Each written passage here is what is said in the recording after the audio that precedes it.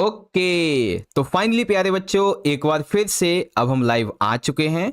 बहुत बहुत स्वागत है प्यारे बच्चों आप सभी का आज की इस वीडियो में, या फिर ये कह लीजिए कि आज के इस लाइव सेशन में। ठीक है, और आज का ये 1 घंटे का, जी हाँ बच्चों, लगभग 1 घंटे का महा एपिसोड, स्पेशल लाइव सेशन कह लीजिए, आपके 11th क्लास के इंग्लिश का आपका जो भी फाइनल एग्जाम होने वाला है, इसके लिए बहुत ज्यादा इंपॉर्टेंट होने वाला है। ठीक है बच्चों, क्योंकि इस 1 घंटे के वन शॉट के अंदर आपकी जो स्नैपशॉट किताब है बच्चों, ये वाली जो किताब है, इसके हम लोग हर एक चैप्टर के, जी हाँ, हर चैप्टर के चैप्टर वाइज मोस्ट इंपॉर्टेंट जो क्वेश्चन है इसको डिस्कस करने वाले हैं। ठीक है बच्चों, ये इस 1 घंटे में ना आप इतना समझ लो कि स्नैपशॉट किताब के हर एक चैप्टर के आपको वो सारे इंपॉर्टेंट क्वेश्चन पता चल जाएंगे जो आपके फाइनल के एग्जाम में आ सकते हैं। ठीक है, अब सबसे पहले आप सभी बच्चे अपना जो सिलेबस है उसे देख लीजिए। देखो बच्चों, सिलेबस में ना आपके टोटल 5 चैप्टर आने वाले हैं। ठीक है, 5 चैप्टर कौन कौन से? सबसे पहला रहेगा आपका the summer of the beautiful white horse, second है द एड्रेस, थर्ड रहेगा मदर्स डे, फोर्थ है आपका बर्थ, एंड द लास्ट जो कि बहुत ही वो है ना, जैसे kingdom of the fools type में, the tale of melon city, ये रहेगा। ठीक है, अगर आप किताब में देखना चाहो तो ये आपकी किताब में बच्चों इस तरीके से ये चैप्टर्स हैं और ये सारे के सारे आने वाले हैं। ओके, तो देखो बच्चों, इतना तो आप सभी को पता है ही कि ये जो भी क्वेश्चन हम देखने वाले हैं, ये क्वेश्चन आपके लिए ना सिर्फ इंपॉर्टेंट है, ठीक है, बल्कि ये ऐसे क्वेश्चन है बच्चों जो कि पिछले 10 साल के, जी हाँ बच्चों, पिछले 10 साल के प्रीवियस ईयर के एग्जाम्स में ऑलरेडी पूछे जा चुके हैं। तो सिलेक्टेड क्वेश्चंस आपके लिए लाए हैं हम, रिपीटेड क्वेश्चन लाए हैं जो आपके एग्जाम में आ सकते हैं। ठीक है, इसीलिए मैं कह रहा हूं कि आप सभी बच्चे इस सेशन को पूरा अटेंड कीजिएगा बिल्कुल एंड तक, बहुत अच्छी आपकी मैं तैयारी करवा दूंगा। ठीक है, तो आर यू रेडी बच्चों? हाँ सर जी, सर जी शुरू करो। बिल्कुल बिल्कुल बिल्कुल शुरू करेंगे, बिल्कुल शुरू करेंगे। ओके, कोई डाउट वगैरह हो तो आपके सामने ये मेरी इंस्टाग्राम की आईडी लिखी है, फॉलो कर लेना, मैसेज कर सकते हो। टेलीग्राम ग्रुप को सारे बच्चे जरूर ज्वाइन करना है, ये आपको यहाँ पे टेलीग्राम का जो हैंडल है वो बता दिया गया, जेएसके 11th क्लास। जो बच्चा लाइव में जुड़ चुका है और चैनल को अभी तक सब्सक्राइब नहीं किया है तो कर लेना। ओके, चलिए शुरू करेंगे बच्चों, आर यू रेडी? शुरू करें, रेडी हो बच्चों? जी सर, पूरा लाइव देखेंगे, वेरी गुड वेरी गुड। चलिए शुरुआत करेंगे। देखो, आज के सेशन की शुरुआत होगी हमारे सबसे पहले chapter 1, the summer of the beautiful white horse. Okay, ready? देखो बच्चों, चैप्टर 1 है हमारा, चैप्टर का नाम है the summer of the beautiful white horse. अब इससे ना टोटल 5 से लेके 7 ऐसे क्वेश्चन है बच्चों। ठीक है, 5 से 7 ऐसे क्वेश्चन जो ज्यादातर एग्जाम में आते हैं। ठीक है, चाहे फिर वो आपके शॉर्ट क्वेश्चंस हो गए या फिर वो आपके लॉन्ग क्वेश्चंस हो गए, हम दोनों को डिस्कस करेंगे, शॉर्ट भी और लॉन्ग भी, लेकिन जल्दी जल्दी करेंगे क्योंकि बहुत सारे क्वेश्चन हैं हर एक चैप्टर से। ओके, चलो देखते हैं। तो यहाँ पे हमारा क्वेश्चन 1 है कि why was it difficult for Aram to believe the sight of his cousin Mourad with the beautiful white horse. ठीक है, यानी कि आराम जो है उसके लिए इस बात पे विश्वास करना क्यों बेसिकली मुश्किल था, कठिन था, कि उसका जो चचेरा भाई है मुराद, वो एक सुंदर और सफेद घोड़े पे है। ठीक है, तो आंसर कैसे लिखेंगे बच्चों? When आराम looked out of the window, he saw his cousin Murad with a beautiful white horse। जैसे उसने खिड़की से बाहर देखा सुबह सुबह, तो आराम जो है, मतलब आराम ने देखा तो जो मुराद है वो एक सुंदर से और सफेद घोड़े पे बैठा हुआ था। बट आराम could not believe, उसको ये विश्वास ही नहीं था, because of 2 reason. First, the entire Garoghlanian family to which वो the voice belonged was extremely poor and hence it was not possible for Murad to buy the beautiful white horse। ठीक है, ये जिस समुदाय से संबंधित है, ठीक है, गार्गोलियन, तो बेसिकली क्या है कि बहुत ही पुअर है ना, तो इसके लिए उसको खरीद पाना बहुत ही मुश्किल था। Second, it could be that Aram thought Mourad had stolen that horse, यानी कि आराम को ये भी विश्वास नहीं था कि भाई मुराद ने घोड़ा चोरी किया होगा। ठीक है, but this was also not possible. ठीक है, क्यों? क्योंकि इनकी जो फैमिली है वो ऑनेस्टी, ईमानदारी के लिए फेमस थी। तो ये 2 रीजन थे जिसकी वजह से उसे ये विश्वास ही नहीं हो रहा था कि आराम जो है एक ब्यूटीफुल व्हाइट हाउस पे आया है, यानी कि बाहर दिख रहा है उसको। ठीक है, इस पर विश्वास ही नहीं हो रहा था। ओके, आ गया समझ? देखो बच्चों, मैं पता है क्या करूंगा, आपको हर एक क्वेश्चन समझाने के बाद आपसे पूछूंगा समझ आया नहीं, ठीक है? अगर समझ आ गया हो तो आप बच्चे पता है क्या करें, आप लिखें यस सर, ठीक है? एक सेकेंड, हाँ, आपको लिखना है यस सर, ठीक है? और हो सके तो जो फायर वाला इमोजी है वो भी लगा दें, ठीक है? तो इससे मुझे कंफर्मेशन मिल जाएगी कि हाँ आप सभी को समझ में आ गया, ठीक है? तो पहला क्वेश्चन आ गया समझ अच्छे से, बताएंगे सारे बच्चे? यस सर, जी सर जी, वेरी गुड वेरी गुड। चलो question second, did the voice return the horse because of their conscience was hurt और because of they were afraid? बच्चों ने जो घोड़ा है वो वापस किया, क्या वो उन्होंने अपने भय की वजह से, या फिर मतलब या तो डर की वजह से वापस किया, ठीक है? या फिर वो विवेकहीन थे, या फिर उनमें समझदारी नहीं थी इसलिए वापस कर दिया? तो क्या रीजन थे कि उन्होंने ये घोड़ा वापस किया, ठीक है? तो कैसे आंसर लिखेंगे बच्चों? आंसर लिखेंगे, there is no indication in the entire story that the boys were scared of someone और समथिंग। पूरी कहानी में कहीं पे भी नहीं बताया जाता है कि जो बच्चे हैं आराम और मुराद वो किसी से डरते हैं, ऐसा कोई इंडिकेशन भी नहीं है। That is why they return the horse. Secondly, both of them were not all consciousness, यानी कि दोनों में विवेक था, ठीक है, और विवेकहीन नहीं थे। They stole the horse only for the purpose of riding, उन्होंने घोड़ा क्यों चुराया था? केवल और केवल घोड़े की राइडिंग करने के लिए। Not feel any remorse of regret for their action, और वो अपने इस एक्शन के प्रति कोई भी होता ना कि शर्मनाक या फिर लज्जा महसूस नहीं करते थे। The narrator makes this absolutely clear when he claims that stealing a horse for riding is not like stealing anything else such as money। हमने घोड़ा इसलिए चुराया जो कि चोरी भी नहीं है, हमने सिर्फ उसकी राइडिंग, उसकी सवारी करने के लिए चुराया, ठीक है? For him it was not theft at all because he and Murad were very fond of horse, ठीक है? उनको घोड़ों का बहुत ज़्यादा शौक था, इसीलिए इन्होंने चोरी नहीं की, ये ऐसा कुछ कहा गया, ठीक है? इस तरीके से ये हो जाएगा, ठीक है? तो बच्चों सेकंड क्वेश्चन भी आ गया समझ? एक बार बताएंगे सारे बच्चे? हाँ सर जी आ गया, वेरी गुड। चलिए अगला क्वेश्चन, इसमें एक पॉइंट ये भी आ जाएगा बच्चों, ठीक है, कि जो लास्ट पैरा है वो बताते हैं कि इनके मेंटल स्ट्रक्चर के बारे में, और जो जॉन वीरो है वो इनसे मिलने के लिए आता है लास्ट में, तो वो इनसे कुछ बातें कहता है और फिर ये घोड़ा वापस लौटा देते हैं, कुछ ये पॉइंट है इसके, ठीक है? चलो अब इसमें इंपॉर्टेंट की लाइन्स हैं बच्चों, छोटे छोटे की लाइन्स जो कि आपके एग्जाम में आपको ना थोड़ा सा कंफ्यूज कर सकती हैं, तो इसीलिए वो की लाइन्स आपको मैं बताने वाला हूं, ठीक है? देखो पहली की लाइन है कि what worked behind the boys decision of returning the stolen horse, ठीक है? लड़कों द्वारा चोरी किया गया घोड़ा लौटाने के पीछे का रीजन क्या था? तो रीजन ये था बच्चों, बोथ आराम and Murad were mindful of the families क्या नाम है प्रिंसिपल्स, ठीक है? दोनों जो थे अपने परिवार के सिद्धांतों के प्रति सजग थे।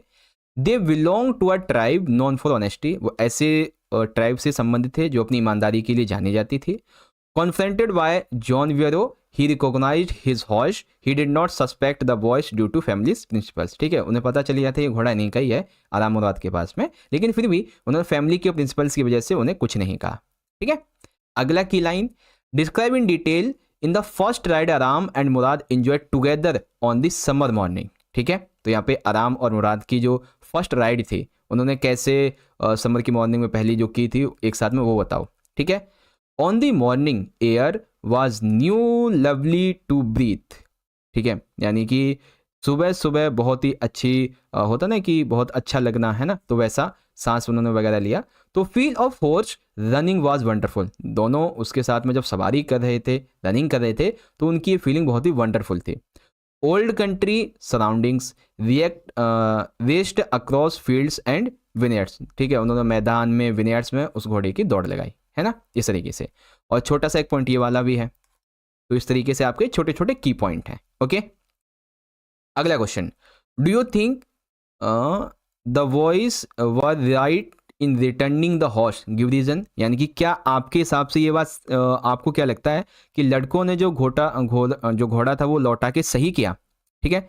बच्चों ने घोड़ा लौटा के सही किया, आपके हिसाब से ये इसका रीजन दीजिए, ठीक है? तो लिखेंगे voice were right in returning the horse, बच्चे सही थे जिन्होंने घोड़ा लौटा दिया। क्यों?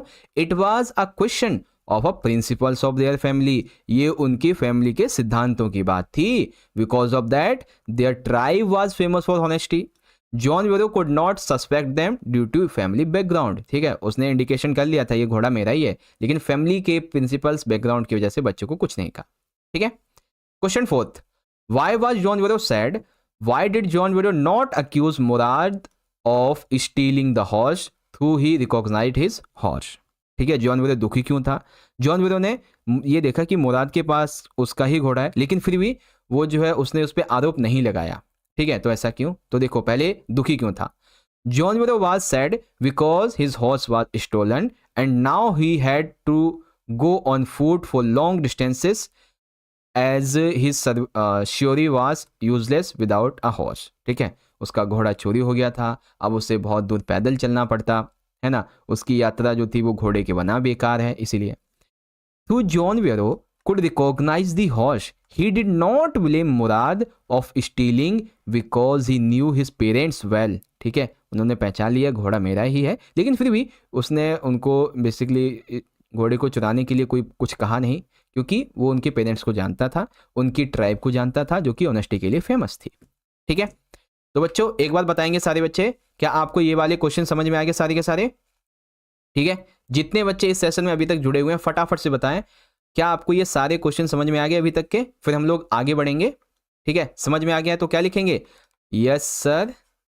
ठीक है, और फायर वाला इमोजी फटाफट से लिखेंगे ताकि मुझे पता चल जाए. यस सर जी, और फायर वाला इमोजी भी. हाँ जी सर, हाँ जी. अरे वाह, वेरी गुड बच्चों. चलो आगे देखेंगे अगला question. Why did the two boys suddenly return the horse when they had planned to keep it for at least 6 months? ठीक है, बच्चों ने प्लान बनाया था, आराम मुराद ने, कि वो कम से कम 6 महीने के लिए घोड़े को अपने पास रखेंगे. ठीक है, लेकिन ऐसा क्या हुआ कि सडनली उन्होंने घोड़े को लौटा दिया? ठीक है, तो इसका सबसे बड़ा रीजन जो है वो क्या था बच्चों? जब एक्सीडेंटली वो जॉन वेरो से मिले, जो कि उस घोड़े का असली मालिक था. ठीक है, उस घोड़े से मिले, मतलब उस जॉन वेरो से मिले, तो उसी टाइम उस जॉन वेरो ने अपने घोड़े को पहचान लिया, लेकिन जॉन वेरो ने उनसे कुछ भी नहीं कहा. ठीक है, क्योंकि उन्हें पता था इनकी जो पेरेंट्स हैं, इनकी जो फैमिली है, ये जिस ट्राइब से संबंधित रखते हैं ना, उनके प्रिंसिपल्स हैं ऑनेस्टी, ईमानदारी, है ना, तो अगर इनको कुछ कहूँगा तो दिक्कत होगी, इसलिए कुछ नहीं बोला उसने. ठीक है, he said that his family reputation for honesty was well known to him and so he felt comfortable in saying that this horse could be in the twin of their stolen horse. हो सकता है कि ये मेरे घोड़े का जुड़वा हो, ऐसा उसने कहा, ये नहीं कहा कि मेरा ही घोड़ा है. ठीक है, what John Weather told them opened the eyes of the two boys. जैसे ये बात बच्चों ने सुनी ना कि ये घोड़ा वो जो है उसी का ट्विन हो सकता है, तो बच्चों की आंखें खुल गई इससे. ठीक है, स्पेशली मुराद के. And they realised how precious and strong their families reputation for honesty. इससे पता चला उन्हें कि हमने चोरी की, हमें पहचान लिया गया, लेकिन फिर भी हम पर इन्होंने आरोप नहीं लगाया. इतनी रेपुटेशन, इतनी ऑनेस्टी के लिए हमारी ट्राइब जानी जाती है. That's why they immediately return the horse. इसीलिए आप समझ गए ना अच्छे से? हाँ सर, आप समझ गए. वेरी गुड बच्चों. चलो, जिस बच्चे ने इस सेशन को अभी तक लाइक नहीं किया है, सारे के सारे बच्चे लाइक कर दीजिए. चलो आगे बढ़ेंगे. अब है question number 6. Where had Mourad been hiding the horse? Why did Mourad return the horse? Why was Aram unwilling to return the horse soon? Horse so soon. 3 question है बच्चों, छोटे छोटे हैं. मैंने बोला था ना पैसेज वाले जो एक नंबर के आते हैं वो भी करवा दूंगा आपको. तो दोनों लड़कों ने ये जो क्या नाम है घोड़ा था, या फिर कह लीजिए मुराद, इसने घोड़े को कहाँ पे छिपाया? मुराद ने घोड़ा क्यों लौटा दिया और उसने इतनी जल्दी क्यों लौटाया? ठीक है, तो छुपाया कहाँ पे था बच्चों? विनेयार्ड में छुपाया था. ठीक है, जिसके क्या बोलते हैं, वो एक खलिहान था ना, वहाँ पे छुपाया था, और उसके फार्मर का नाम था फैट्सजियन. ठीक है, अब सेकंड कि क्यों लौटा दिया था घोड़ा, तो वही जॉन वेरो वाली बात आ जाएगी जो अभी हमने आपको बताई. और उसके बाद में ठीक है, अनविलिंग यानी कि तैयार क्यों नहीं था, जो आराम है, मुराद ने तो लौटा दिया था, आराम क्यों नहीं तैयार था बच्चों? क्योंकि आराम जो है वो बहुत ही क्रेजी था अबाउट हॉर्स राइडिंग, और वो चाहता था उसे थोड़े टाइम के लिए और अपने पास रखे. दैट्स वाई उसने घोड़ा जो है वो लौटाने के लिए अनवेल कर रहा था, यानी कि मुकर रहा था. ठीक है, आनाकानी कर रहा था. ओके, तो इस तरीके से आपका ये छठा क्वेश्चन हो जाता है और बहुत ही इंटरेस्टिंग है, आशा करता हूं समझ गए होंगे। चलिए आगे देखेंगे। अब है question number 7। You will probably agree that the story the summer of the beautiful white horse does not have breathless adventure and exciting action, then what in your opinion makes it interesting. जैसे कि आपका जो second chapter है, क्या नाम है, we are not afraid to die if we can all be together. ठीक है, इसमें बहुत ही ज़्यादा इंटरेस्टिंग है, जो एक्साइटिंग एक्शंस हैं, एडवेंचर्स है, बहुत सारी चीज़ें हैं। लेकिन इस कहानी में क्या है, बस दो लड़के हैं, एक घोड़ा है और एक जॉनवर वो किसान है, बस इनके बीच में कम्युनिकेशन चल रहा है। तो आखिर इतना ना तो एडवेंचर है ना कोई एक्साइटिंग एक्शन है, लेकिन फिर भी ये स्टोरी कैसे इंटरेस्टिंग बन जाती है। ठीक है, तो इंटरेस्टिंग कैसे बनती है बच्चों, वो सब कुछ यहाँ पे लिखा हुआ है, आप इसे पढ़ लेना। ठीक है, टाइम कम है बच्चों, इसीलिए यहाँ पे मैं इसको फटाफट से आपको दिखा के आगे बढ़ूंगा। ओके, चलो अब यहाँ पे ये वाला हमारा जो चैप्टर था बच्चों, chapter number 1 the summer of the beautiful white horse, वो यहाँ पे पूरा हो जाता है और आशा करता हूँ कि आपको समझ में आ गया होगा। ठीक है, चलो अब हम आगे बढ़ेंगे। अब हम शुरुआत करेंगे बच्चों स्नैपशॉट बुक के चैप्टर नंबर 2 द एड्रेस। ठीक है, द एड्रेस के इंपॉर्टेंट क्वेश्चन को देखने वाले हैं। रेडी हो बच्चों द एड्रेस को समझने के लिए? जिस बच्चे ने बाय नहीं किया बच्चों जाके बाय कर लेना, आपके सामने मोबाइल नंबर वगैरह दे दिया है मैंने। ठीक है, रेडी हो बच्चों? Yes sir ji, we are ready. Yes sir, yes sir, yes sir. चलो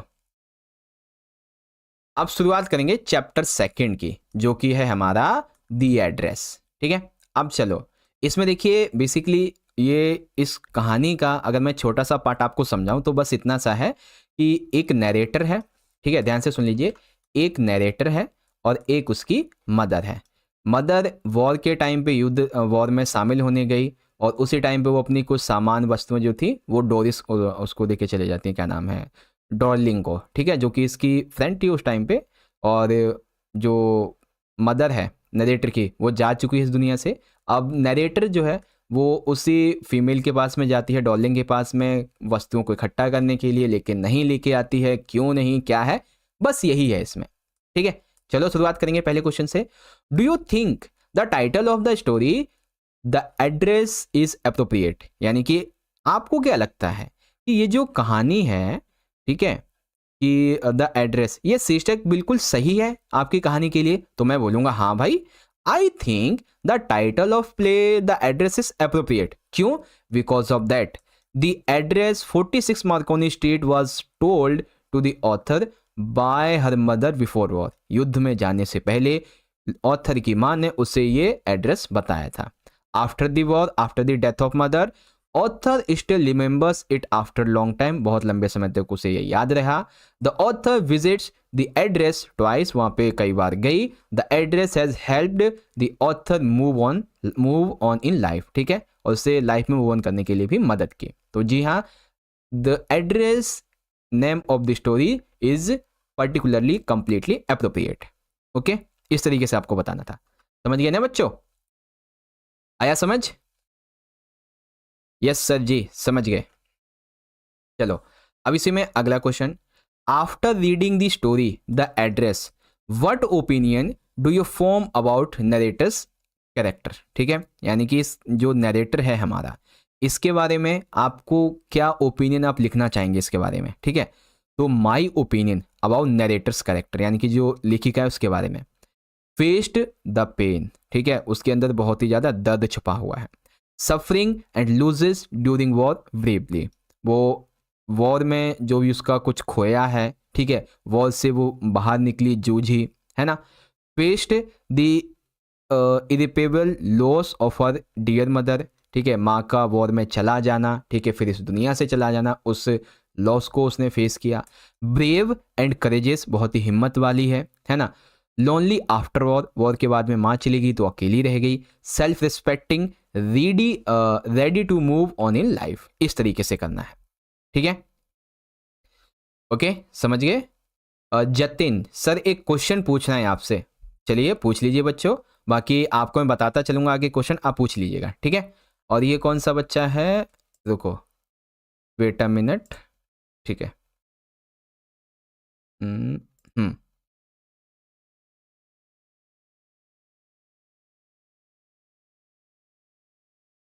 जी सर। चलिए आगे देखेंगे अगले क्वेश्चंस को। तो अब है क्वेश्चन नंबर 3। इसमें पूछा गया है वाई डिड नरेटर, लेखिका ने क्यों डिसाइड किया not to collect her belongings. Why does narrator come back without claiming her mother की जो ब्लॉगिंग्स थी इसको। ठीक है, तो क्यों नहीं कलेक्ट की और बिना कलेक्ट किए क्यों चली आई। तो देखो बच्चों, the narrator was disappointed after recognising her bloggings in a stele and dirty environment.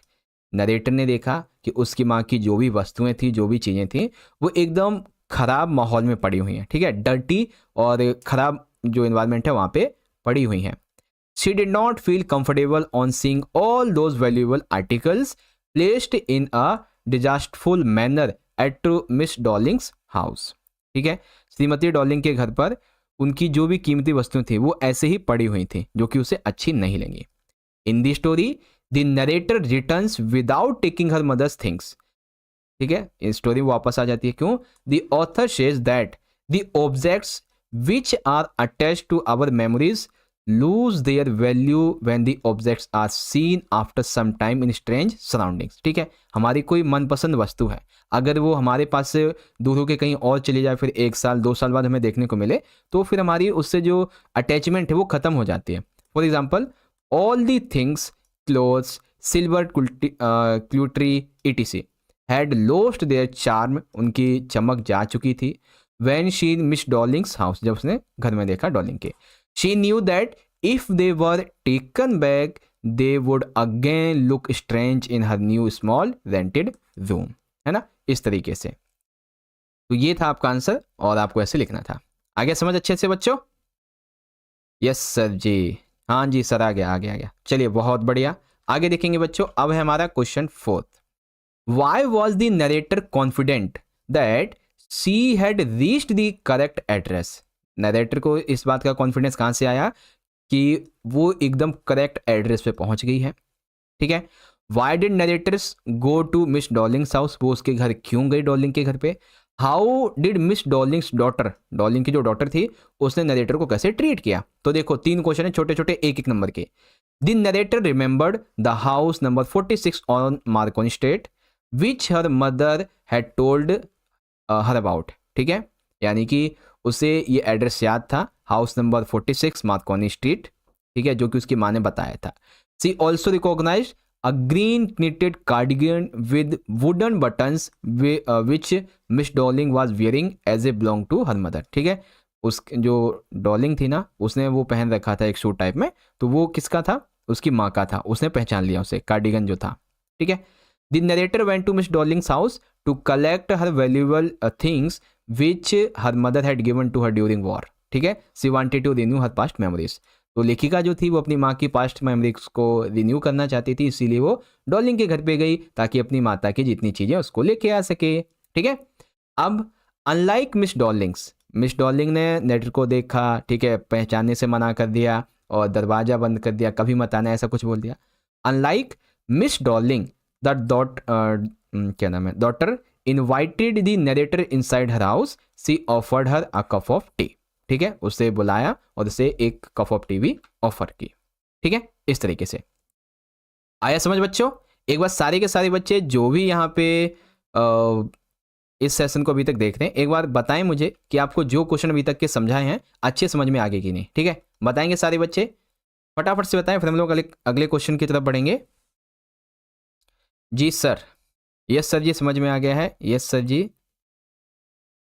Okay, very good very good very good. चलिए अगला question, question number 5। Why did narrator of the story want to forget the address, answer in the context of the address. ठीक है, narrator जो है वो क्यों चाहती है इस एड्रेस को भूल जाना। तो क्यों चाहती है एड्रेस को भूल जाना, इसका आंसर सिंपल सा यहाँ पे लिखा हुआ है। क्या लिखा हुआ है? In the story the narrator went to house of women who had promised to keep all the valuables of her mother safe during the war. युद्ध के समय उसकी माँ ने एक अपने दोस्त को, एक स्त्री को अपनी वस्तुएं दे के गई थी और जिसने प्रॉमिस किया था कि वो उसे सेफ रखेगी। The address given by the mother helped the girl to locate the house of that women. ठीक है, वो एड्रेस लेके गई थी उस महिला का, जो कि डॉलिंग का एड्रेस था। But when she saw the way her mother belongings were arranged. She wanted to forget the address and leave the house as she could not attach herself to belongings. जैसे उसने माँ की चीज़ें देखी ऐसी वैसी पड़ी हैं, क्योंकि चमक नहीं बची है, कोई देखभाल नहीं करता, तो फिर उसने सोचा कि मुझे अब चाहिए ही नहीं, ठीक है, मेरा जो इनसे एक लगाव था वो खत्म हो गया एक तरीके से, ठीक है, ये चीज़ें थी। अगला question, the address is a story of human condition created after the war comment. ये जो चैप्टर है आपका द एड्रेस, ये बेसिकली एक ऐसी स्टोरी है जो कि युद्ध के बाद में जो ह्यूमन कंडीशन, मानवीय जो भावनाएं उत्पन्न होती हैं किसी व्यक्ति के अंदर, उसके मामले में है। तो सही बात है भाई, क्यों? Because of that war brings death and grand destruction with it. जो वॉर है, युद्ध अपने साथ मौत और एक बहुत ही भयानक, क्या बोलते हैं, तबाही लेके आता है। War kills the subtle feelings of love and sympathy. War व्यक्तियों के अंदर से प्रेम और सहानुभूति की भावना को खत्म कर देता है। This is what happens in the story as well. और स्टोरी में भी यही हुआ। कैसे? During the war the narrators mother leaves all her precious possessions to a lady she knows, the Miss Darling. And when his mother dies, जब narrator की mother मर जाती है, when years later the narrator comes to see his mother's things, वो कई सालों बाद आती है मिस डॉर्लिंग के घर पे, but the lady Darling does not show any human feelings towards him. अब वो कोई भी human feeling नहीं दिखा रही थी, rather she treats him a very rude manner, और उससे बड़ी रूडली बात की। The lady does not even ask the narrator to come inside and sit for a while. उसने पूछा तक नहीं कि घर में आ जाओ, थोड़ी देर के लिए बैठ जाओ, ठीक है। She says very rudely, it is not convenient for me right now. अभी मेरे लिए मिलने का सही समय नहीं है। I cannot meet you some other time. फिर कभी मिलेंगे। And then she closed the door. और उसने दरवाजा बंद कर दिया। Thus we see that war divides the world not only the physical level but also emotional and spiritual level. ठीक है, ये ना सिर्फ हमें फिजिकली हम जो है उसको और ज़्यादा अटैच करता है, बल्कि हमें इमोशनली और स्पिरिचुअल लेवल पे भी बहुत ज़्यादा नुकसान पहुंचाता है, ठीक है, इस तरीके से। तो ये हो गया बच्चों। अब एक छोटा सा क्वेश्चन और है बच्चों, पास्ट वेदर गुड और बैड इज गॉन। अतीत चाहे अच्छा हो चाहे बुरा हो, गुजर ही जाता है। Must never worry about it, इसके बारे में कभी मत सोचो। All we need is to make the best of our present. हमें करना क्या चाहिए? सिर्फ अपने वर्तमान को अच्छा बनाना चाहिए। Explain with reference to the story the address. The address story के माध्यम से आपको इसे एक्सप्लेन करना है। तो लिखेंगे, in the story the narrator is unable to get over her past. Narrator जो है वो अपने अतीत से बाहर नहीं निकल पा रही है। She remembers an address given to her by her mother long ago. बहुत समय पहले उसके माँ ने एक एड्रेस दिया था, वो उसको बहुत बार याद कर रही थी। She want hurt by Miss Dorling talking away her belongings, ठीक है। She wants to share some memories of the past and her mother by visiting Miss Dorling's to get her old things back, ठीक है। She realise the uselessness of all material things that no longer mean anything to her. She decides to forget the address and to keep it cool, ठीक है। तो बस यही बातें हैं, इस तरीके से आपको इसका आंसर लिखना था। तो बच्चों एक बार सारे के सारे बच्चे कमेंट में बताएं मुझे, दी एड्रेस चैप्टर के जो क्वेश्चन अभी तक समझाए, ये आपको समझ में आ गया अच्छे तरीके से? अच्छे से आपका रिवीजन हो गया कि नहीं? जल्दी बताएंगे सारे बच्चे, ठीक है, फटाफट से बताएंगे, फिर हम लोग आगे बढ़ेंगे अपने इस सेक्शन के लिए, ठीक है। शॉर्ट क्वेश्चन आंसर करा दो बच्चे। शॉर्ट भी कर रहे हैं हम और साथ ही साथ लॉन्ग भी कर रहे हैं, ठीक है, दोनों चीजें, बिल्कुल। यस सर, चलो हाँ जी सर, आगे बढ़ते हैं। चलिए आगे बढ़ेंगे। अब हम शुरुआत करेंगे अपने अगले चैप्टर स्नैपशॉट के। अगला चैप्टर है हमारा चैप्टर नंबर 3, मदर्स डे, ठीक है, mother's day. Are you ready? Mother's day chapter के लिए रेडी हो बच्चों? Yes sir ji, yes sir. चलो आगे बढ़ेंगे। तो चैप्टर नंबर 3 मदर्स डे, वो अब यहां से शुरुआत हो जाता है, ठीक है। सबसे पहला क्वेश्चन चैप्टर के नाम पर ही सवाल उठाता है, क्या?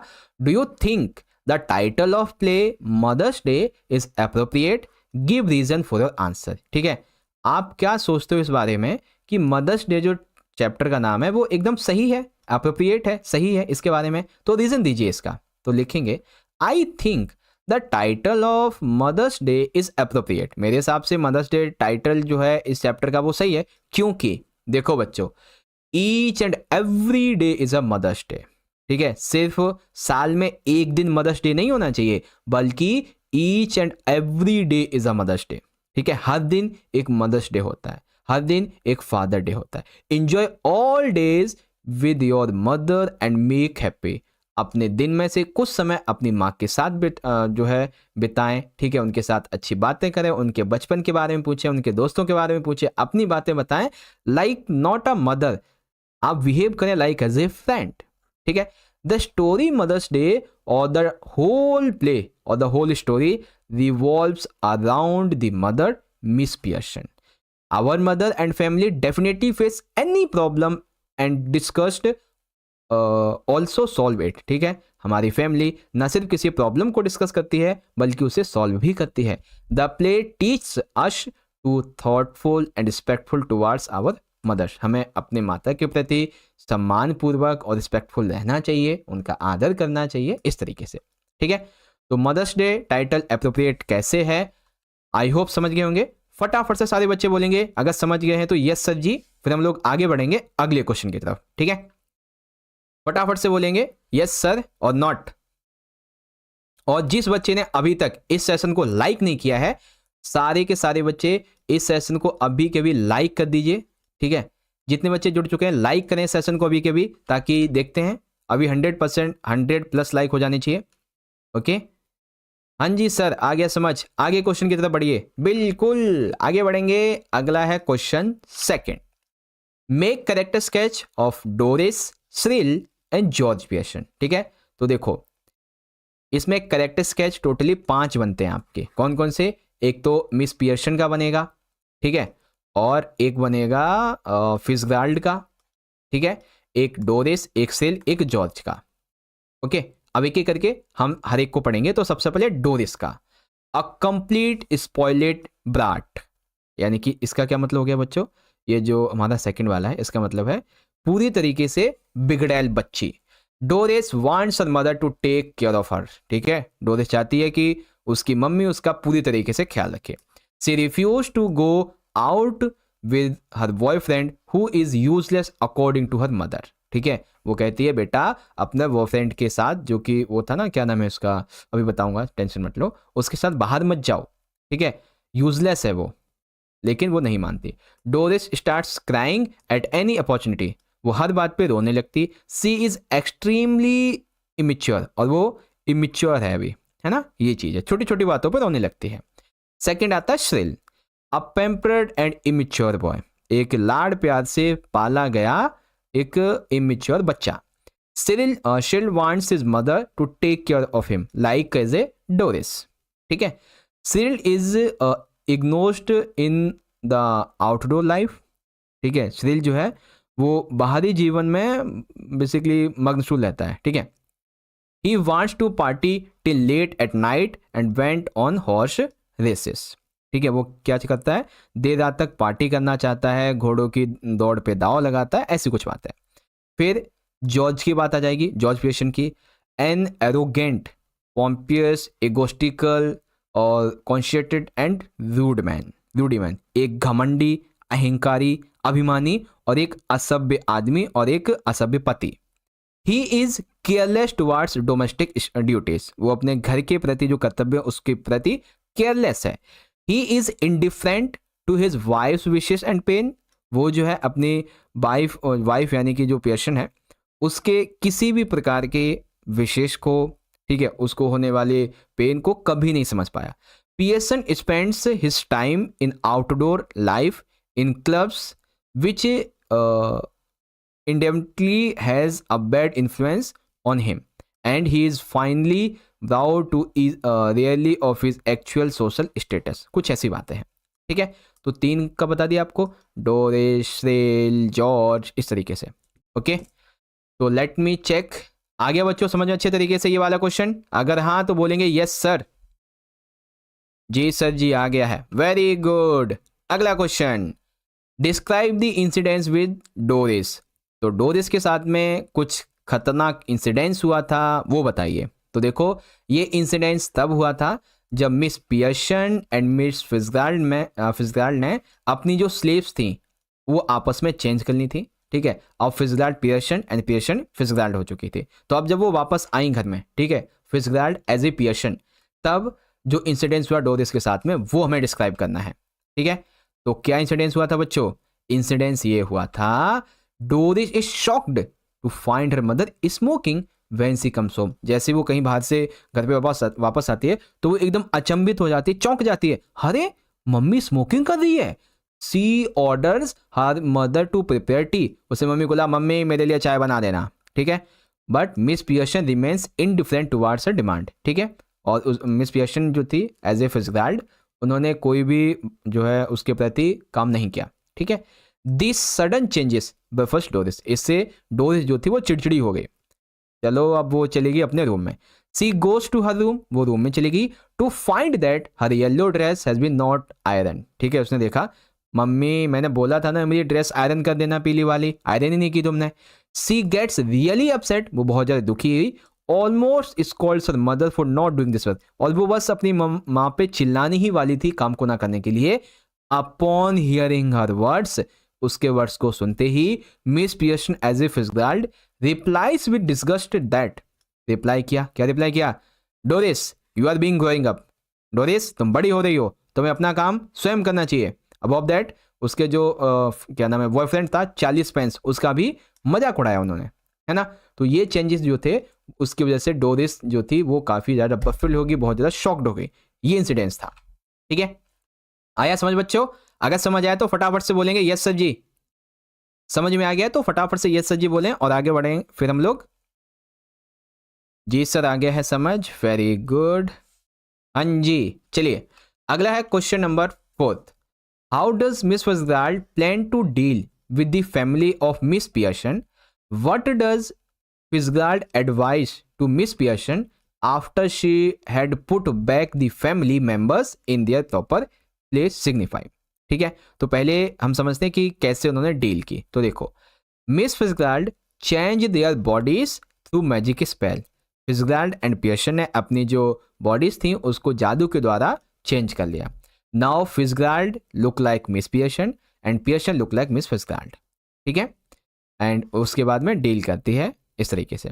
Miss Fitzgerald advise Miss Pearson not to be soft and waste all the efforts she had put into change the attitude of her family for the better, ठीक है।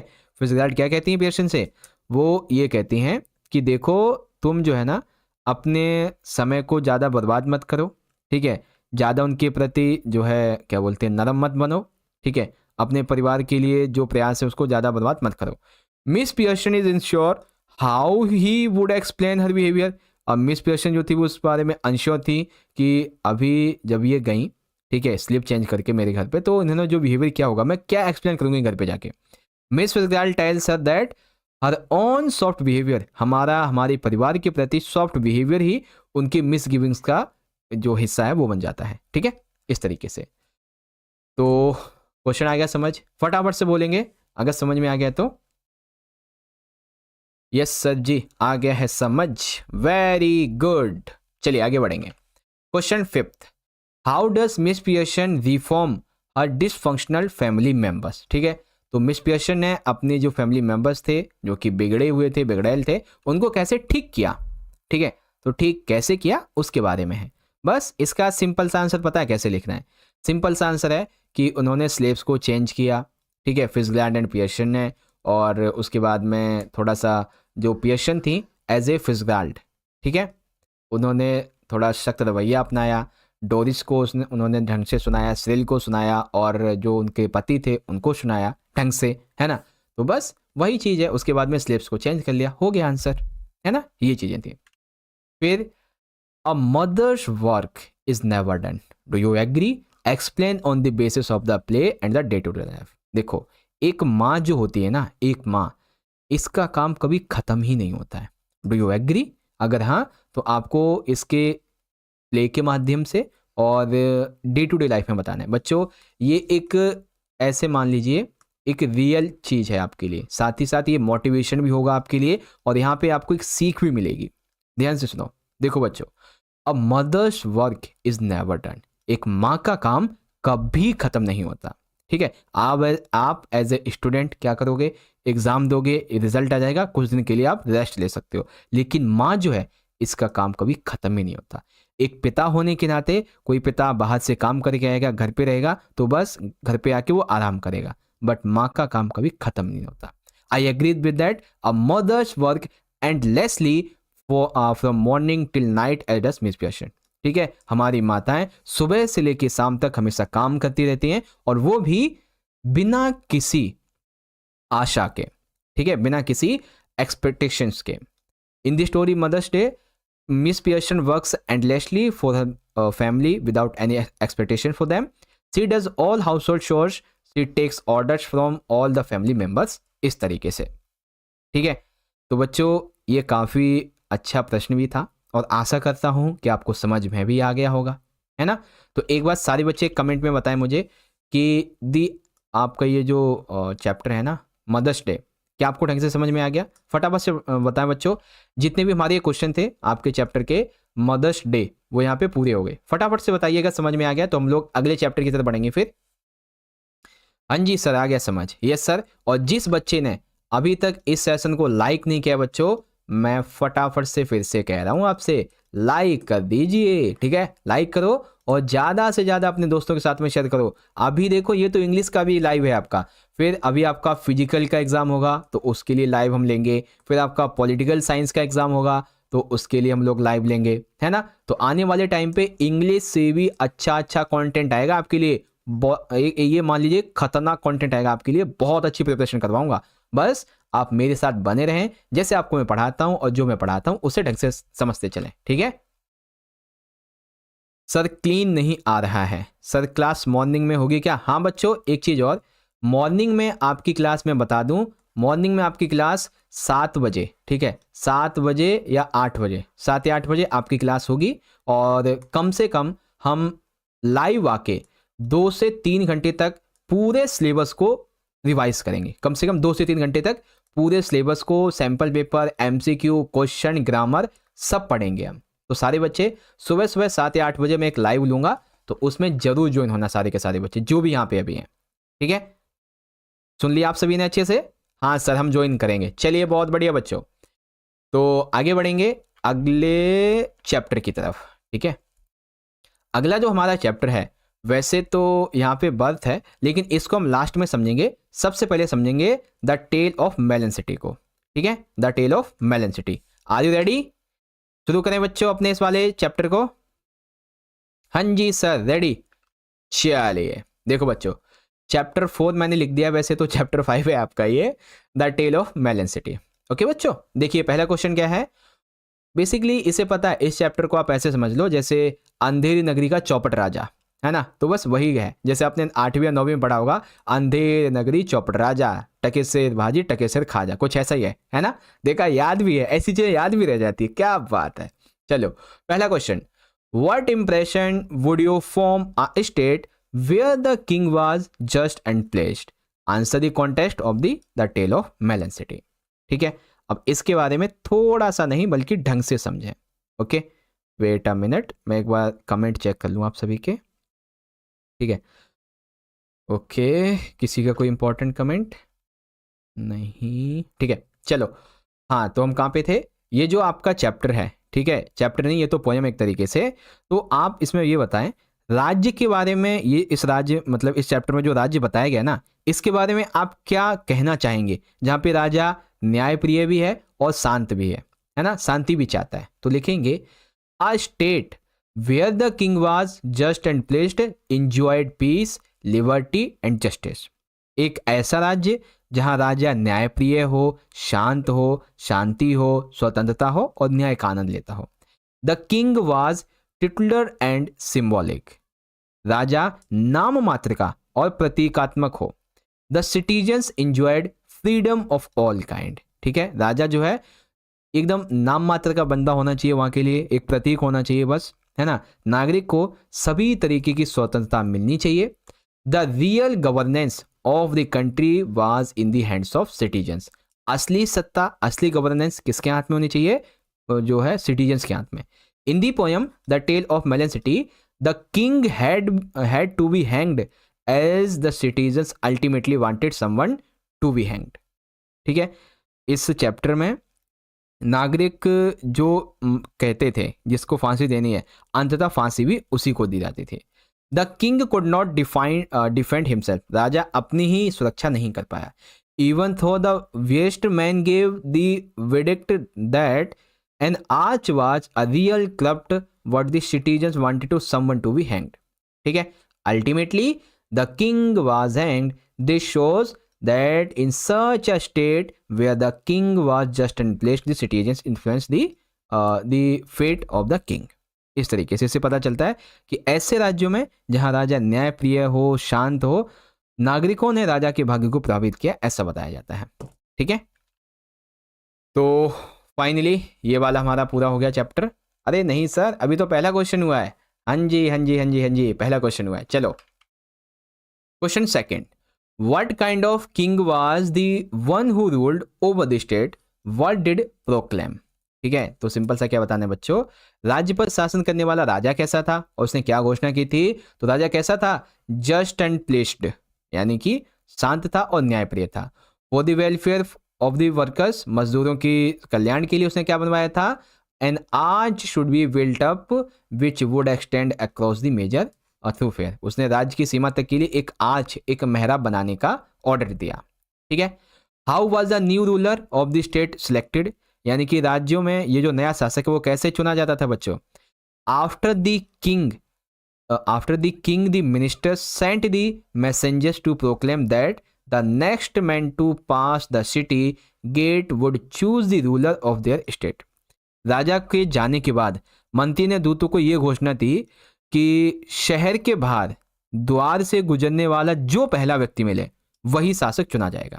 ठीक है, an idiot happened to pass the gate, एक idiot उस gate से निकला।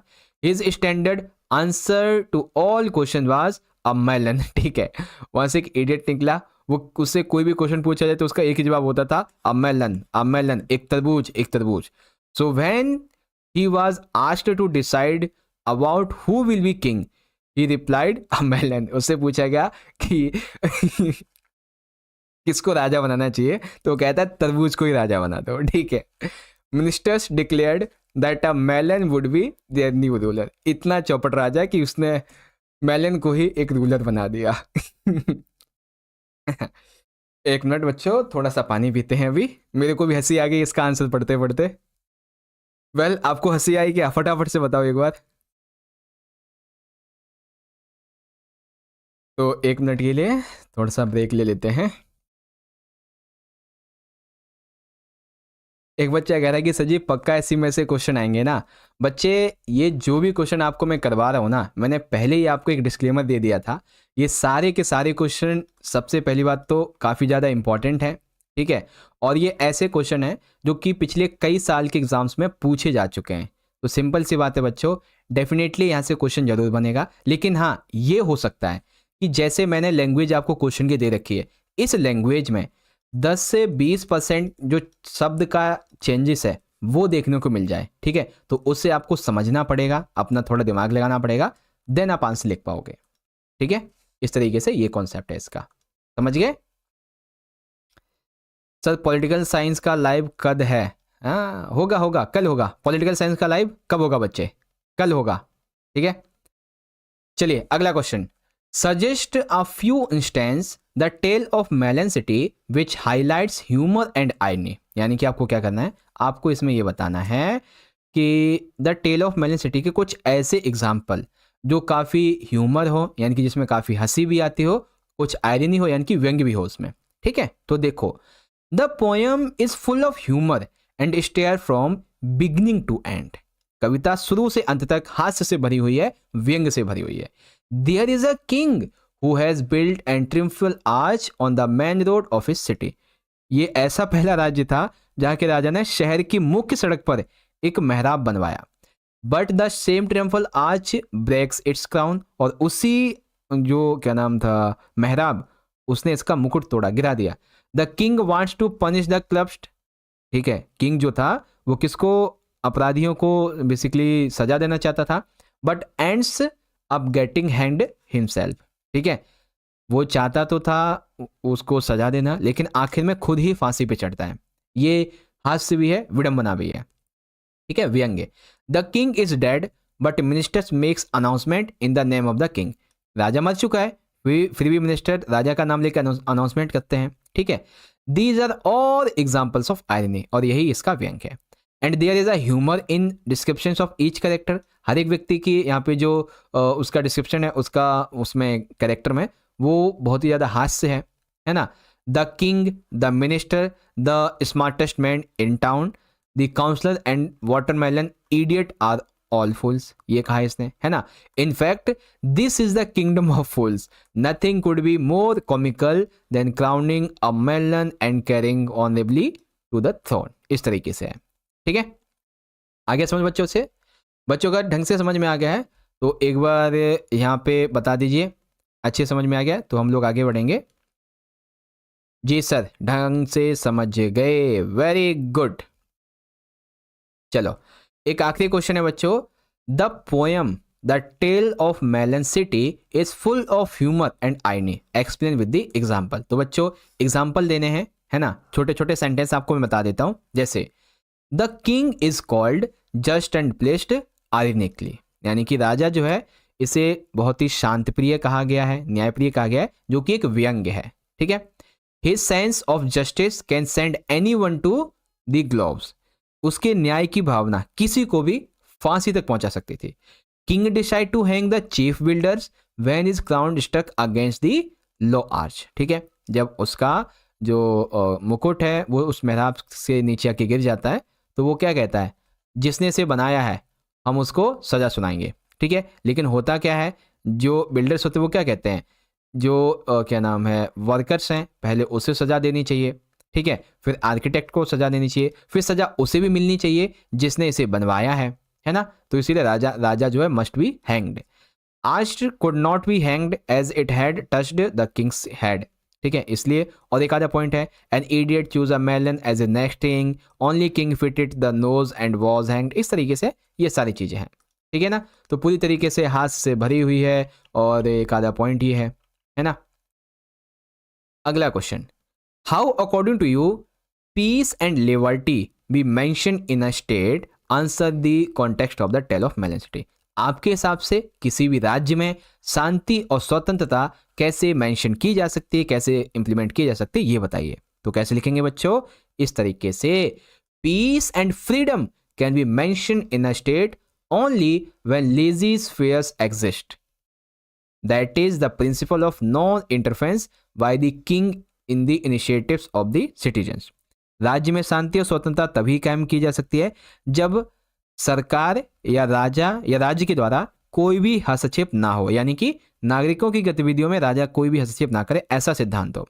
However, हालांकि the king और governance must maintain law and orders in the absence of which and she may spread in the state. ठीक है, हालांकि नागरिकों की पर्सनल लाइफ में उनकी स्वतंत्रता में बाधा नहीं बननी चाहिए, लेकिन जो लॉ है, जो ऑर्डर है, उसे मेंटेन करना चाहिए। ठीक है, there should be a happy balance between state and interference and the rights of citizens. ठीक है, यहाँ पे एकदम बैलेंस होना चाहिए स्टेट इंटरफेरेंस का और राइट टू सिटीजन्स का।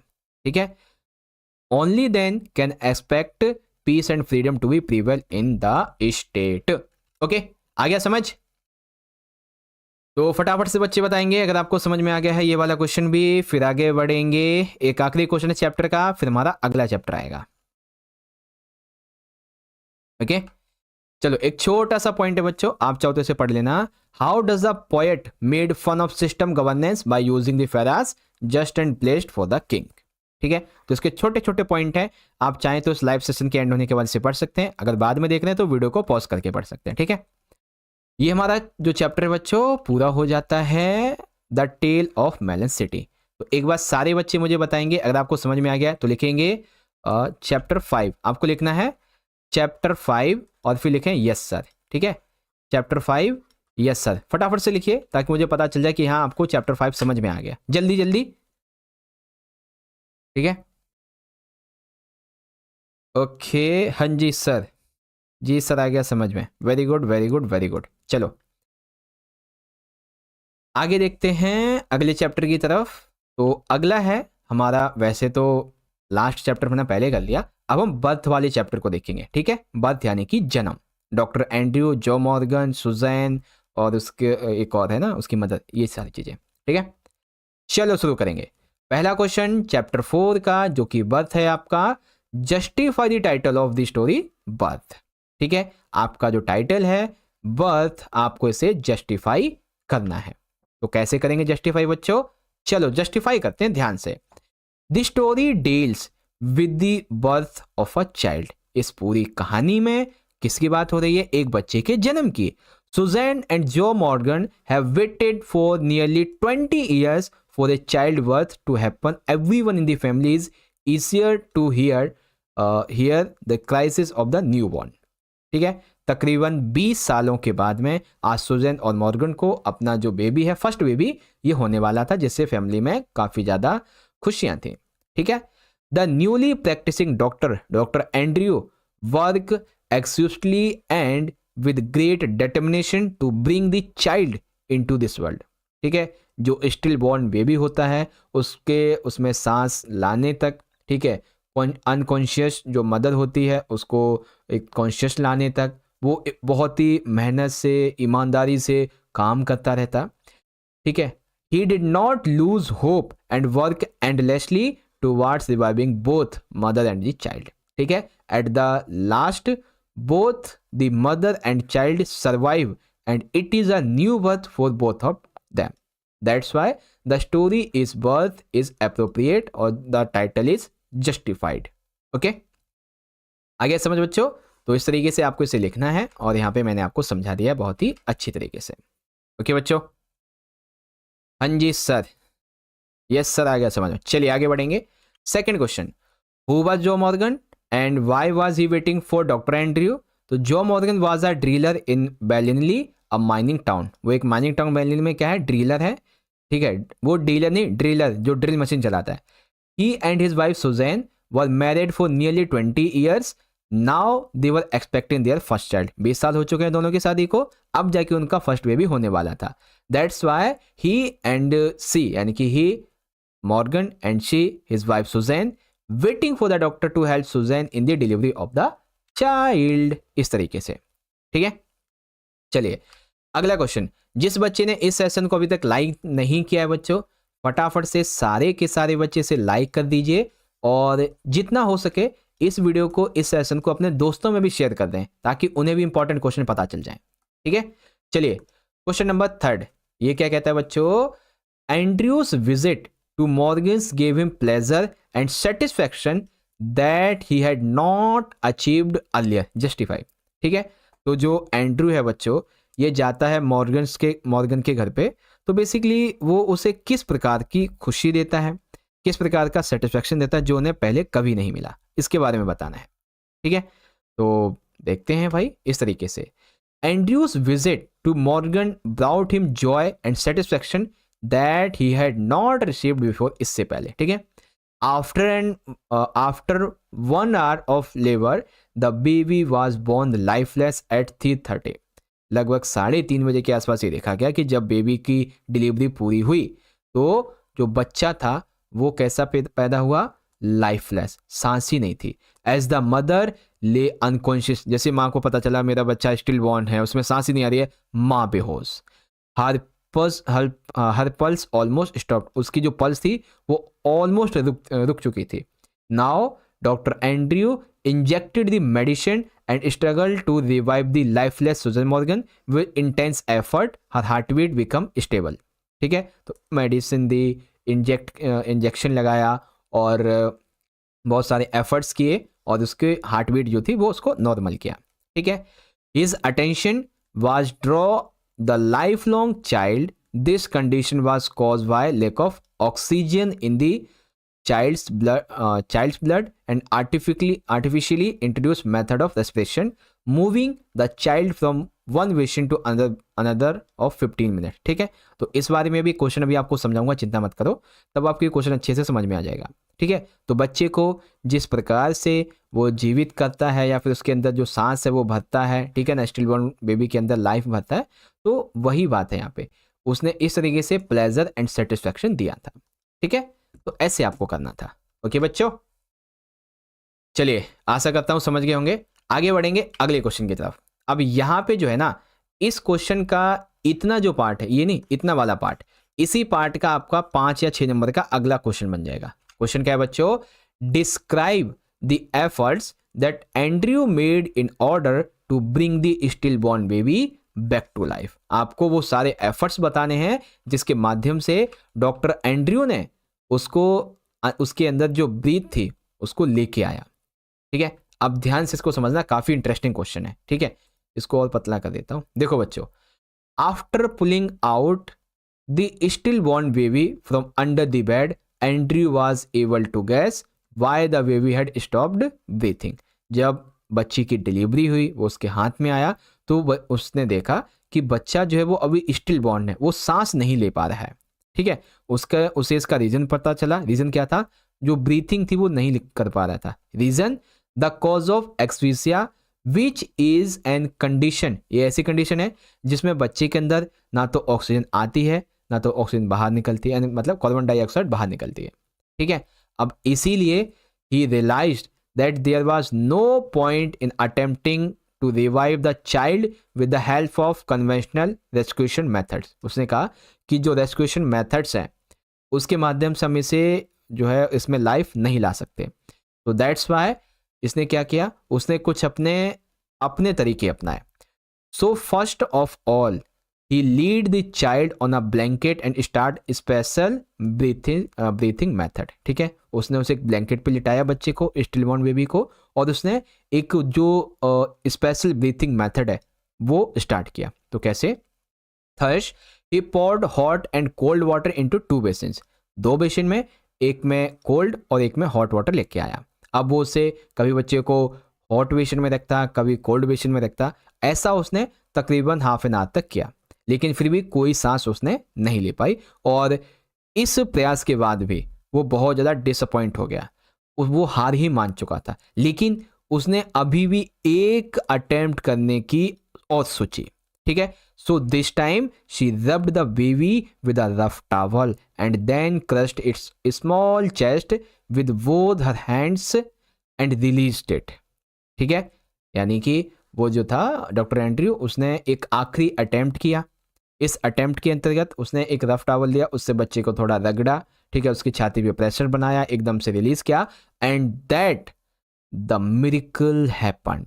The bodies little chest took one more breath and then one more breath. Andrew was victorious as the baby was finally revived. ठीक है, इस तरीके से आपका ये क्वेश्चन था। ओके बच्चों, तो एक बार सारे बच्चे मुझे बताएं कि आपको मैंने ये जो क्वेश्चन बताया है, ठीक है, क्वेश्चन नंबर 4, ये आपको ढंग से समझ में आ गया कि नहीं? अगर समझ में आ गया बच्चों तो जल्दी से लिखें। क्या लिखें सर? Yes sir. ठीक है, जो बच्चे लाइव सेशन में, ये उनके लिए फटाफट से बताएंगे समझ में आ गया है तो। जी सर जी, आ गया है समझ, वेरी गुड। सर क्लास कब तक होगी? क्लास मुश्किल से 10 मिनट और, ज़्यादा से ज़्यादा 10 मिनट, बस उसके बाद में क्लास आपकी कंप्लीट। ठीक है, 10 मिनट और, क्योंकि 2-3 क्वेश्चन और बचे हैं, फिर कंप्लीट हो जाएगी हमारी ये क्लास। ठीक है, अगला question, What made Andrew exclaim, I have done something, oh God? ठीक है, तो इसमें क्या बताना है बच्चों कि एंड्रयू ने ऐसा क्यों कहा, आज मैंने कुछ किया, हे भगवान, ऐसा क्यों कहा? तो इसका कुछ वैल्यूएबल पॉइंट्स हैं। क्या पॉइंट्स हैं बच्चों? देखो, ऐसे लिखेंगे, gives morphine shots to the mother to revive her pulse. ठीक है, उसने क्या किया, ये जो डॉक्टर एंड्रयू था, उसने जो माँ थी ना बच्चे की, उसकी नब्ज को पुनर्जीवित करने के लिए उसे मॉर्फिन का इंजेक्शन लगा दिया। Orders midwife to bring 2 tubes and 2 kettles filled with cold and hot water, यानी कि बेसिन, ठीक है, hot and cold water, dips the baby in hot and cold water successively, ठीक है, बच्चे को उसमें हॉट में कोल्ड वाटर में बेसिन में डुबाता रहता है, इधर से उधर 15 से 20 मिनट, ठीक है। Rubs baby chest with a towel, use oral resuscitation, revives the child, able to take right decision at the right time, saves 2 lives with his medical skill. That's why Andrew make I have done something. Oh my God. इस तरीके से, ठीक है। तो ऐसे करके आपको इसका आंसर लिखना है और आशा करता हूं समझ गए होंगे बच्चों आप इसका आंसर। चलिए आगे देखेंगे अगला क्वेश्चन, और उसके बाद में अभी 3 क्वेश्चन और हैं, ज़्यादा नहीं। क्वेश्चन है 6, What does the story highlight about the essence of true happiness and fulfillment through Dr. Andrew experience? Discuss with the reference the story worth. ठीक है, क्वेश्चन नंबर 6 का हमारा मतलब यह है कि डॉक्टर एंड्रयू के अनुभव के माध्यम से ये जो कहानी है वो सच्ची खुशी को दर्शाती है, उस सच्ची खुशी की सार को दर्शाती है, ठीक है। तो उसके बारे में चर्चा करनी है, तो लिखेंगे in the beginning of the story Andrew is anxious about his career as a doctor because he is a newly practicing doctor working as an assistant. तो कहानी की शुरुआत कैसे होती है? एंड्रयू बहुत ही चिंतित, बहुत ही घबराया हुआ रहता है अपने करियर के बारे में, जबकि वो एक क्या नाम है डॉक्टर के अंडर में एज ए असिस्टेंट काम करता है। फिर भी he has had a disappointing evening with his girlfriend, ठीक है। जो मॉर्गन के घर जाने से पहले उसकी गर्लफ्रेंड से थोड़ी बातचीत खराब हो गई, ठीक है। In a boarding over it he is not a happy state, और अभी वो एकदम हैप्पी स्टेट में नहीं था। जो Morgan and his wife are expecting their first child after 20 years of marriage, they are anxious about this child, ठीक है। 20 साल के बाद में उन्हें पहला बेबी होने वाला था। After few hours of labour Susan Morgan give birth to stillborn baby, और जैसे पता चला मेरा बच्चा सांस नहीं ले पा रहा है, एज ए मरा हुआ पैदा हुआ है, सुजैन बिकम अनकॉन्शियस, वो बेहोश हो गई। Andrew put in lots of efforts, determination and perseverance to revive both mother and child. That's why this story of childbirth thus brings out true happiness and fulfilment in the lives of the Morgans and Andrew and the baby, ठीक है। That's why this is the answer of the question like this, okay. आगे बच्चों समझ में अच्छे तरीके से? अगर हाँ तो सारे बच्चे यस बोलेंगे। अगर ये क्वेश्चन भी समझ में आ गया है तो जल्दी से यस बोलो बच्चों, फिर आगे बढ़ेंगे। जल्दी बोलिए यस सर जी। Okay yes sir, yes sir. चलो अगला क्वेश्चन, क्वेश्चन नंबर 7, इसमें पूछा गया है what impression do you form Andrew mention on the basis of the story birth. Simple सा बताना है भाई आपको, जो डॉक्टर एंड्रयू मेंशन है इसके बारे में आप क्या सोचते हो इस कहानी के माध्यम से, वो बताना है आपको, बस ये चीज़ें हैं। तो क्या बताएंगे बच्चों? देखो इसको ना थोड़ा सा और पतला कर दो। देखो एंड्रयू मेंशन है, Andrew mention is a young man who has recently qualified as a doctor and begins his medical practice as an assistant to Dr. Edward Page in the small Welsh mining town of Ballynley, ठीक है। Doctor Andrew mention एक युवा व्यक्ति हैं जिसने हाल ही में doctor के रूप में योग्यता प्राप्त की है, और वह छोटे से वेल्स के खनन शहर में जो है ना क्या नाम बैलिनली, वहाँ पे एडवर्ड पेज के सहायक के रूप में काम करता है, ठीक है। He loves Christine and considers marriage a happy situation. वो क्रिस्टीन से प्यार करता है और शादी के लिए एक खुशहाल स्थिति मानता है। His heart is overflowing with love. उसके दिल में बहुत सारा प्यार भरा हुआ है। His steady mind and logic help him to see many individuals marriages as hopeless failures. ठीक है, वो जो है देखता है कि बहुत सारी जो मैरिजेस होती हैं वो एकदम निराशाजनक होती हैं, विफल हो जाती हैं। Andrew is mature enough to keep his personal and professional life separate. Andrew के अंदर इतना तो दिमाग है, वो इतना तो मैच्योर है कि अपनी पर्सनल और जो प्रोफेशनल लाइफ है उसको अलग रख सके, सेपरेट रख सके। Once he has to face his responsibility he discharge his obligations to his full capacity and remains conscious of his duty, ठीक है। He is not just a theorist, वो कि थ्योरिस्ट नहीं था, मतलब थ्योरिस्ट तो था ही, थ्योरिस्ट के साथ में he believes in practical approach, वो थ्योरी के साथ साथ प्रैक्टिकल अप्रोच भी विश्वास रखता है। He is practical and is not afraid to try unique methods. बच्चे को स्टिल वन बनाने के लिए उसने नए एफर्ट्स को ट्राई किया था, that's why he is not afraid to try any unique method. Andrew has a soft heart. He is aware of feeling of others. He knows how deeply Susan loved her upcoming child. He has a polite demeanor and reassuring tone. Overall, Andrew impressed us as a dedicated doctor. ठीक है, doctor as a boy, as a doctor, ये सारा impression देखने को मिला। ठीक है, आ गया समझ अच्छे तरीके से बच्चों? हाँ जी सर जी। And the last one question, बहुत ही इजी, बहुत ही आसान। What your impression about doctor Andrew as a doctor and as a human being? आप डॉक्टर एंड्रयू के बारे में एक डॉक्टर के मामले में और एक अच्छा व्यक्ति होने के मामले में क्या सोचते हैं? तो लिखेंगे the story, the birth story is a commentary on how a doctor should really be as a doctor and as a human being. ये कहानी बर्थ यानी कि जन्म इस बात पे टिप्पणी करती है, कमेंट्री करती है कि एक डॉक्टर को वास्तव में एक डॉक्टर और एक इंसान के रूप में कैसा होना चाहिए। Doctor Andrew is a exceptionally considerate and compassionate and passionate human being. Doctor Andrew एक असाधारण, कर्तव्यनिष्ठ, दयालु और भावुक इंसान है। Not only does he overcome mental and physical exhaustion to get the Joe Morgan home that night, but he also almost rebels against the law of nature to try to bring the stillborn baby back to life, in which he succeeds. It happens. ठीक है, उसने प्रकृति के, देखो, mentally और physically बहुत ज़्यादा थकान होने के बावजूद भी जब बहुत ही खतरनाक क्रिटिकल सिचुएशन आई तो उसने अपने आप को संभाला और प्रकृति के नियमों के खिलाफ जाकर स्टिल बॉर्न बेबी के अंदर एक जान भरी। ठीक है, और इस तरीके से ये कॉन्सेप्ट आपका यहाँ पे पूरा हुआ। ठीक है, तो प्यारे बच्चों, इस तरीके से यहाँ पे हमारा ये जो चैप्टर है ये पूरा हो जाता है। ओके, तो एक बार सारे बच्चे बताएंगे जो हमारी ये आज की वीडियो थी वो यहाँ पे पूरी हो जाती है। ठीक है, वीडियो अच्छी लगी हो आप सभी को तो जल्दी से लाइक करो, ज़्यादा से ज़्यादा अपने सभी दोस्तों में ज़्यादा से ज़्यादा शेयर भी कर दो। ठीक है, जल्दी से जल्दी। आज का हमारा ये 1 घंटे का, जी हाँ, 1 घंटे का महा एपिसोड आपकी स्नैपशॉट बुक के लिए पूरा हो गया।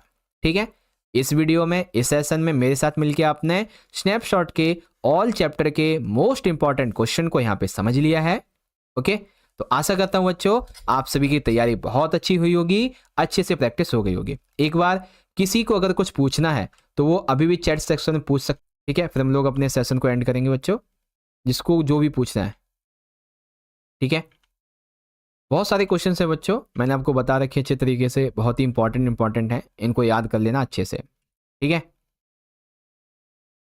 सर, टाइम बता दो लाइव का। बच्चों कल की जो लाइव है सुबह की टाइम बता देता हूँ। टाइम होगा आपका 7 बजे या फिर 8 बजे। ठीक है, अभी कंफर्म नहीं है लेकिन हाँ 7 या 8 बजे होगा। और ये लाइव सेशन कम से कम आपका 2 से लेके 3 घंटे चलेगा। ठीक है, 2 से 3 घंटे का। मान के चलिए 11 बजे से पहले मैं लाइव खत्म कर दूंगा ताकि आप नहा धो सकें, आराम से अपना एग्जाम देने के लिए जा सकें। 2:30 बजे से आपका एग्जाम है ना?